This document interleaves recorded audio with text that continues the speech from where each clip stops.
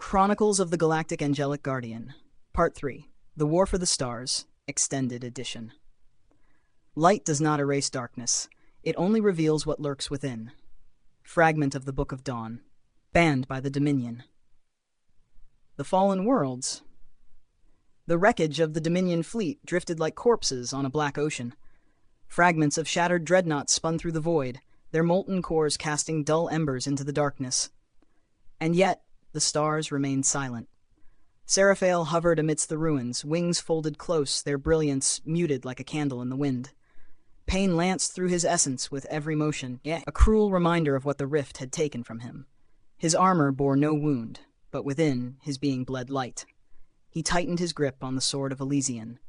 Its heat throbbed through his gauntlet like a heartbeat, eager for war, whispering of vengeance in a voice older than time. Vorgath lives. The truth weighed on him heavier than the void itself. His brother, the one who once swore the oath of radiance beside him, now ruled the galaxy in shadow. Seraphael had dreamed of returning to a war against darkness. Instead, he faced betrayal made flesh. But there was no time for grief. The galaxy burned. The First World. The signal came from Kaelor's reach, a planet shrouded in ash storms and chains of iron. Once it had been a jewel of the celestial order, a nexus of angelic archives and temples where hymns once soared across crystalline spires. Now it was a graveyard, its skies blackened by Dominion forges that vomited smoke into the heavens. Seraphael descended like a blade of dawn, breaking through the storm as lightning split the clouds. Below him, the scars of tyranny sprawled across the land. Cities reduced to skeletal ruins, rivers choked with slag, and towering spires of obsidian where slaves marched under the gaze of Dominion war beasts. He landed upon the cracked stones of the ancient Temple of Elysian, a ruin desecrated into a command post. Chains of living shadow coiled around its pillars, and the Dominion sigil burned in crimson fire across its gates. Seraphael's voice rolled like thunder as he strode through the storm. This world was forged in light. It will not die in darkness, the chains of flesh. They came for him in silence, Dominion warriors clad in black carapace armor, their faces hidden behind helms etched with runes that writhed like worms. They carried glaives tipped with void energy, weapons designed to tear through angelic essence. The first lunged. Seraphael did not move, only turned his head, his wings snapping open with a flare of light so fierce it melted steel. The warrior dissolved into ash before his strike could land. The others faltered. Too late. The sword of Elysian sang as it left its scabbard, a note so pure it tore the storm apart. Seraphael moved like lightning given form, his blade carving arcs of brilliance that shattered bodies and broke chains. Each strike unleashed a hymn, a resonance that shook the bones of the earth and the hearts of the enslaved. But as the last warrior fell, Seraphael felt it again, the fracture within, widening, hungering. His wings dimmed, feathers crumbling to dust before reforming in agony. And then he heard it. A voice, faint but clear, carried on the wind of ash. "You're real?" The rebel and the AI. She stood at the edge of the shattered square, a rifle clutched in trembling hands. Her cloak was ragged, her face streaked with soot, but her eyes, fierce, defiant, glowed with something Seraphael had not seen in millennia. Hope. "You're the one from the stories," she whispered. "The Guardian." Seraphael turned, his gaze softening. For a heartbeat, he saw in her the faces of those he had once sworn to protect, the faces of the fallen. "And you are?"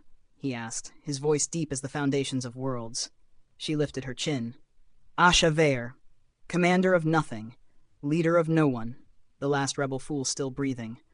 Before he could answer, a shimmer flickered in the air beside her, a projection of pale blue light forming into a humanoid figure draped in glyphs.